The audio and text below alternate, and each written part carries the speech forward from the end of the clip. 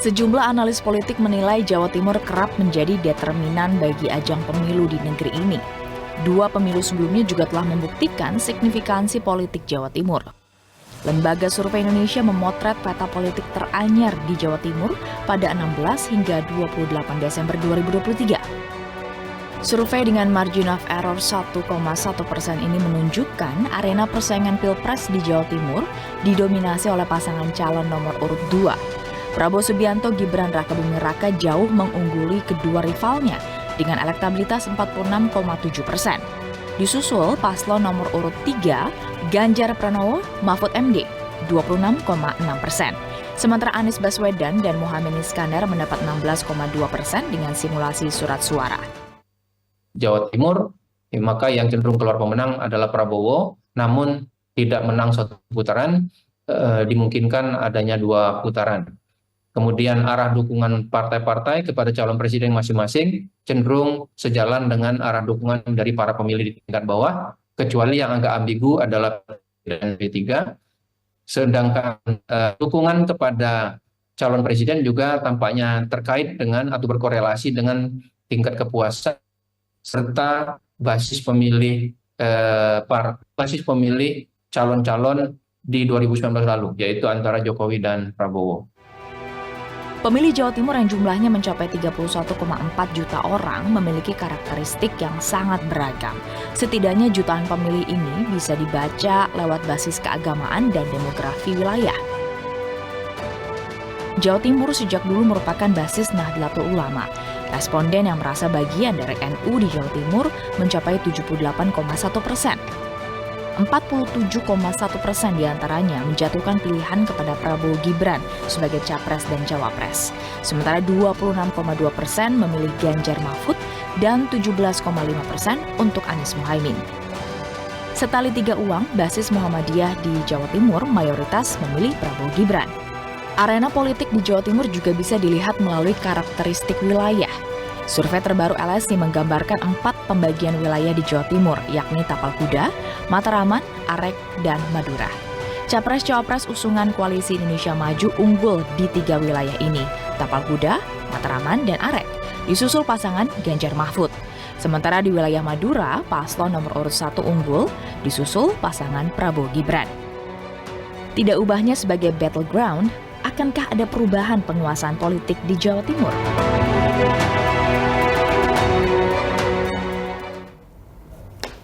Kita bahas bersama dengan Mas Yoes Kenawas, peneliti tamu LSI, ada juga Mas Abdul Rohim, juru bicara Timnas Amin, Pak Wihadi Wianto, jubir TKN Prabowo Gibran, ada Mas Aris Setiawan Yodi, jubir TPN Ganjar Mahfud. Selamat sore menjelang malam, Bapak-Bapak.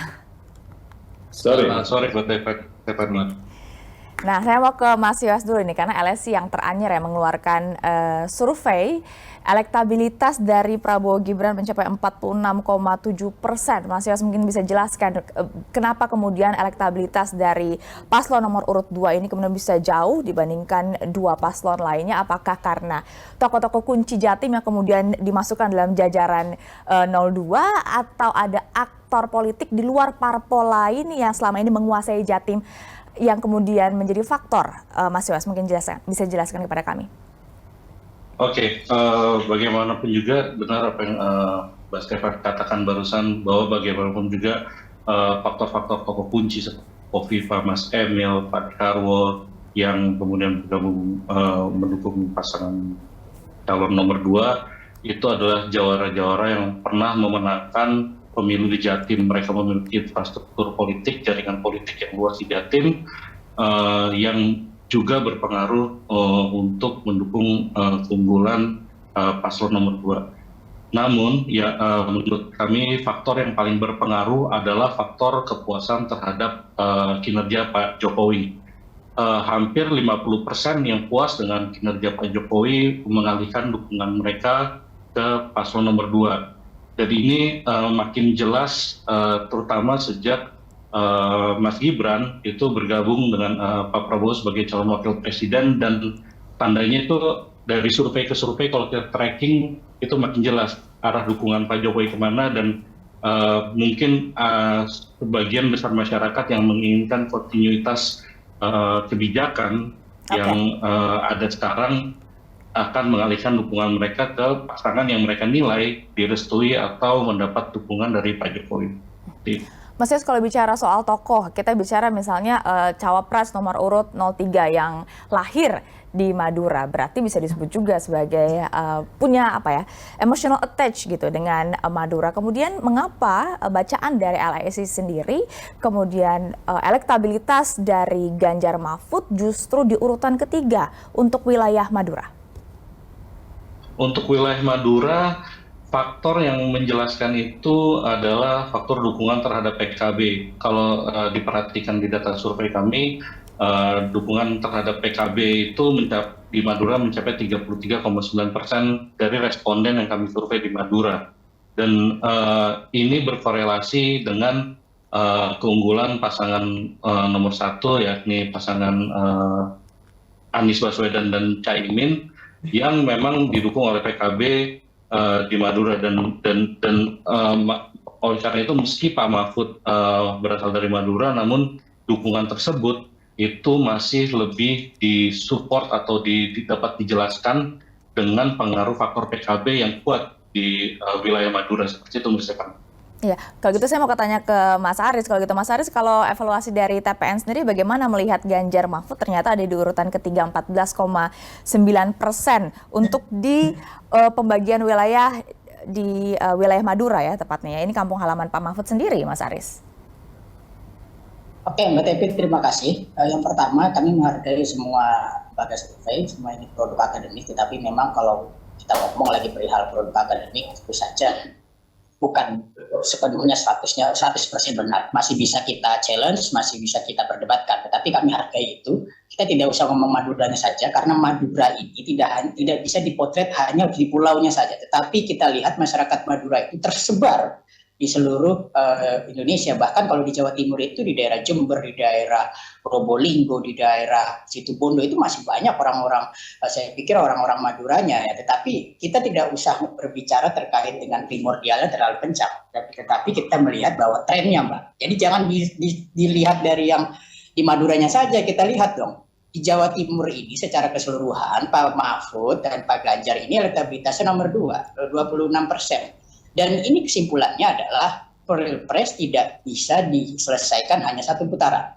Nah, saya yakin ketika sudah 2 putaran ini, dan diprediksi oleh LSI tadi disampaikan di kesimpulannya bahwa Pilpres ini akan 2 putaran, dan yang masuk adalah Pak Ganjar dan Pak Mahfud. Ketika 2 putaran, ada waktu 6 bulan ke depan, semua bisa berubah. Dan ini saya yakin ya kenapa kubu 02 selama ini selalu menggaungkan Pilpres 1 putaran, maka saya yakin ada ketakutan di sana. Ketika mereka percaya betul nampaknya ketika 2 putaran mereka akan kalah. Jadi mereka menggaungkan terus 1 putaran. Nah, ketika nanti kita berhasil 2 putaran, nah ini justru angin akan ke Pak Ganjar, Pak Mahfud. Dan kami yakin kalau Jawa Timur sebagai daerah dengan DPT kedua terbesar di Indonesia setelah Jawa Barat saja menunjukkan data bahwa Pak Ganjar, Pak Mahfud akan melaju di putaran kedua, saya juga yakin betul kemenangan akan ada di Pak Ganjar, Pak Mahfud. Hasil nasionalnya pun akan mengikuti seperti itu. Dan ada 10% yang belum menjawab. Taruhlah 10% itu ya 8% ke Ganjar, Pak Mahfud lah. Ada itu 26 tambah 8% sudah 38% lebih, itu sampai 30% lebih. Nah, ini saya yakin betul, kami sangat optimis terhadap data-data ini dan tren kenaikan data ini. Dan ini tidak sesuai dengan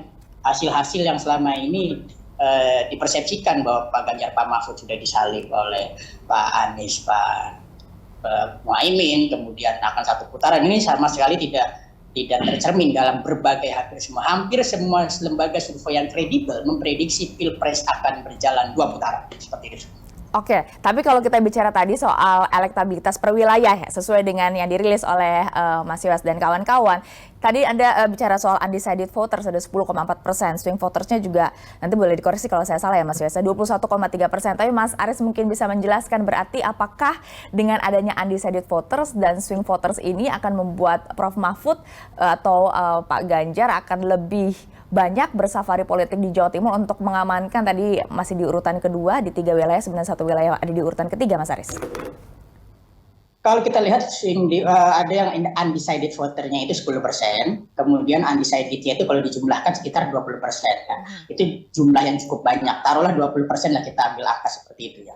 Nah, nanti ke depan ini masih ada 40 hari lagi kita akan berkampanye, kemudian juga masih ada 3 kali debat lagi, Pak. Ini yang paling menentukan saya pikir. Dan ketika masyarakat mengetahui bahwa performa Pak Ganjar, Pak Mahfud ini yang sangat luar biasa di debat pertama dan debat kedua, dan saya yakin ketiga, keempat, kelima semakin mantap, itu 20% itu ya, saya tidak mau ambil 100% ya, 18% saja itu ke Pak Ganjar, Pak Mahfud, itu sudah sangat meningkatkan. Artinya akan jadi sering suara ke kampung halaman Pak Mahfud, Pak Mas Haris? Oh, saya pikir itu sudah direncanakan, itu sudah ada petanya. Kita sudah merencanakan akan ada ke Jawa Timur, akan ada ke Jawa Tengah, tetapi seluruh Indonesia kita cover. Tapi memang saya yakin betul fokus kampanye kita ini sudah melihat terkait elektabilitas. Kami yakin Pak Ganjar, Pak Mahfud akan menang lah di putaran kedua. Lolos dulu putaran pertama, kemudian di putaran kedua akan menang. Itu keyakinan kami.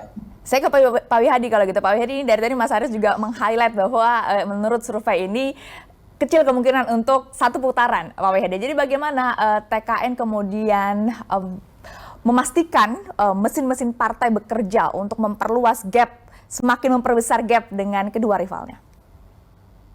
Ya, kalau sekarang ini dari hasil LSI 46%, ya saya kira untuk mencapai 5% lagi itu saya kira bukan sesuatu hal yang sulit kalau kita melihat dari marginnya, karena dengan ada 10% yang masih tersisa. Jadi saya kira hal tersebut juga menjadi satu tantangan buat kita, dan kita melihat salah satu yang mungkin masih bisa kita naikkan itu adalah memang karena memang ada kekalahan dengan di survei itu kita di Madura.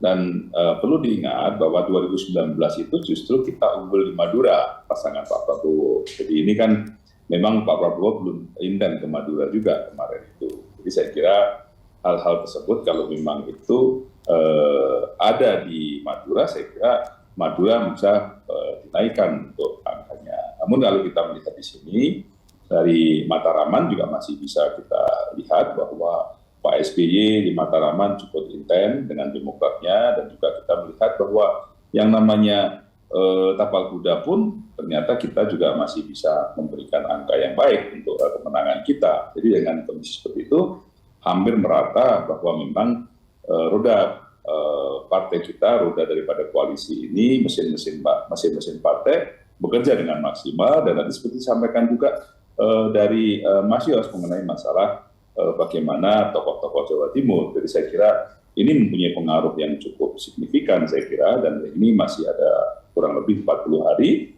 Jadi saya kira semuanya pasti juga akan mempunyai pemikiran untuk menaikkan angkanya, tetapi kita juga pasti tidak akan stuck di situ juga. Jadi saya kira mungkin dibandingkan dengan capres-capres yang lain untuk mencapai penambahan itu mungkin masih ada hal yang mesti harus dilalui dari situ. Jadi saya kira hal-hal tersebut mungkin menjadi kekuatan kita untuk yang 40 hari ini. Saya kira roda-roda partai kita akan efektifkan, lebih kita efektifkan lagi. Dan salah satunya juga kita melihat Bukoviva juga belum secara resmi kan untuk sebagai tim kita, tetapi saya kira sebentar lagi gencar untuk mendekati Bukoviva ini karena ketokohan tampaknya bisa memaksimalkan suara di Jawa Timur, Pak Wihadi, atau gimana?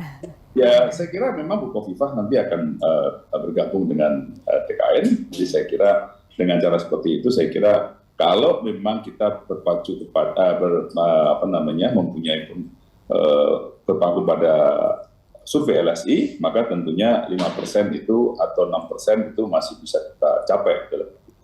Saya kira itu adalah suatu kerja keras dalam 40 hari ke depan. Oke.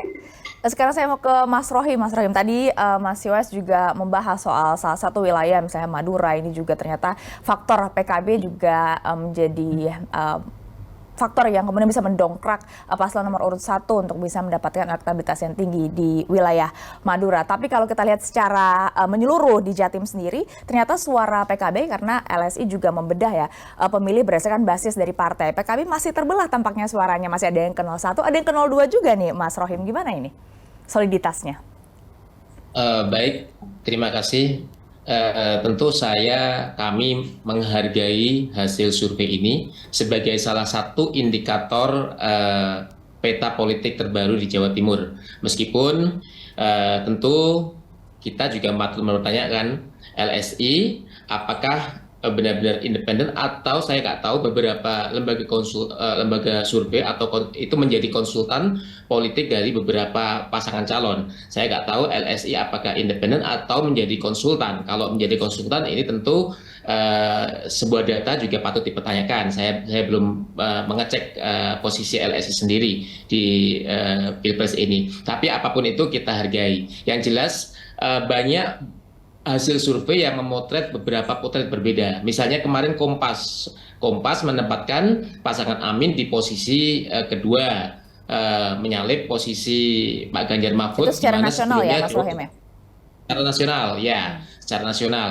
Nah, di survei lainnya juga begitu. Nah, tapi apapun ini kita hargai sebagai salah satu indikator potret peta politik saat ini di Jawa Timur yang dipotret oleh LSI, meskipun tentu kita juga punya parameter berbeda-beda. Saya itu caleg DPR di Dapil Surabaya Sidoarjo PKB. Nah, saya merasakan bagaimana Sidoarjo yang menjadi lumbung PKB, tentu di sini juga saya setiap hari turun ke bawah, saya rasakan bagaimana animo masyarakat terhadap pasangan Amin itu luar biasa. Tadi di survei LSI ini, misalnya dari kelompok organisasi misalnya Muhammadiyah, di Jawa Timur itu selain kuat NU, Muhammadiyah itu juga besar dan dukungan kelompok Muhammadiyah terhadap Amin itu luar biasa. Kemarin Pak Anies dan Pak Muhaimin datang ke daerah di Lamongan, itu animo luar biasa besar, yang di sana banyak basis Muhammadiyah di wilayah utara Lamongan. Nah, di daerah Tapal Kuda misalnya, di Tapal Kuda itu Pasuruan misalnya, Pasuruan Probolinggo. Pasuruan itu basisnya PKB, Probolinggo itu selain PKB juga ada Nasdem. Artinya di situ peta pendukung Amin. Saya menjadi agak meragukan dengan hasil survei ini, meskipun saya menghormati, tapi yang jelas apa yang saya rasakan denyut nadi atau animo masyarakat terhadap adanya perubahan dukungan terhadap pasangan Amin di bawah, ini saya tidak melihat di hasil survei ini, meskipun saya menghargai hasil survei ini. Mas Rohim, kalau kita lihat memang LSI merilis juga elektabilitas dari PKB juga tinggi ya, di urutan kedua. Tapi itu juga disebutkan ada kotel efek karena juga Gus Muhaimin maju sebagai cawapres. Tapi kenapa kemudian membacanya belum bisa kemudian juga membantu untuk mendongkrak Anies Muhaimin di Pilpresnya? Karena secara partai PKB juga elektabilitasnya sudah tinggi di urutan kedua, Mas Rohim. Baik, ini kan salah satu indikator. Apakah ini menjadi sebuah indikator yang mutlak? Saya rasa tidak. Kenapa tidak? Coba lihat di Jawa Timur itu di Jawa Timur itu basisnya pesantren, basisnya pemilih Nahdliyin. Banyak kalau Mbak lihat di tokoh-tokoh sentral Kiai di Jawa Timur, misalnya pesantren Lirboyo yang menjadi salah satu barometer pesantren di Jawa Timur, itu menyatakan deklarasi secara terbuka mendukung pasangan Amin. Terus Kiai Khalil As'ad Situbondo yang santri dan pengikutnya juga luar biasa. Ada banyak pesantren-pesantren rujukan yang telah memberikan pernyataan dukungan terhadap pasangan Amin yang ini memberikan dampak yang luar biasa. Makanya saya melihat ini tidak satu-satunya indikator. Satu-satunya indikator, ini hanya salah satu saja. Nah, artinya apa? Saya karena juga kebetulan sejak beberapa bulan terakhir ini sudah full di Surabaya dan Sidoarjo, saya merasakan sudah ke dapil ya. Tidak melihat hasil survei ini menjadi parameter yang mutlak. Begitu, Mbak. Baik, ini saya punya waktu yang sangat singkat, tapi karena tadi ada pertanyaan dari Mas Rohim kepada Mas Yos, jadi saya harus kasih kesempatan kepada Mas Yos untuk menjelaskan. Silakan, waktunya ada 1-2 menit Mas Yos untuk menjawab keraguan dari Mas Rohim. Ya, untuk diketahui bahwa survei yang kami LSI tidak menjadi konsultan dari partai atau kandidat manapun dalam pemilu kali ini, dan survei yang kami jalankan ini memang sesuai dengan metode akademis yang sudah diuji berkali-kali dalam berbagai kesempatan. Dan memang yang menarik memang tadi Mas Rohim meng-highlight mengenai soal faktor NU, dan berdasarkan hasil survei kami pun NU juga Nahdliyin masih terpecah kan dukungannya. Ada yang memang yang terbesar itu ke PKB, tapi juga bersaing ketat dengan PDIP dan Gerindra. Tentu ini dinamika yang potret yang kami tangkap pada akhir Desember. Dinamika masih bisa berjalan terus dan nanti ya tadi yang seperti disampaikan oleh Mas Aris, masih ada debat 3 kali lagi berjalan dan gambarannya masih akan berubah. Dan ini semua masih sangat cair dan apakah akan menjadi 1 putaran atau 2 putaran, ataukah pasangan nomor 2, pasangan nomor 1, atau pasangan nomor 3 yang akan lolos, masih jadi pertanyaan terbuka. Jadi, dan kita harus menunggu. Masih sangat besar faktor untuk bisa kemudian mengubah peta politik yang ada di Jawa Timur, menurut Anda?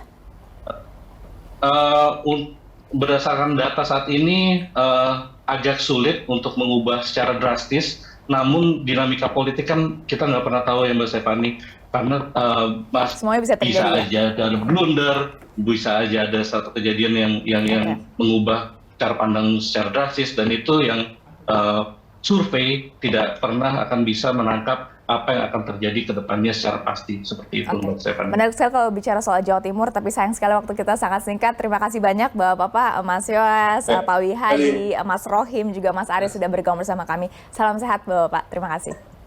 Terima kasih Mbak Stephanie. Pemirsa, tetaplah bersama Bersatu Kawal Pemilu karena kami akan segera kembali usai jeda.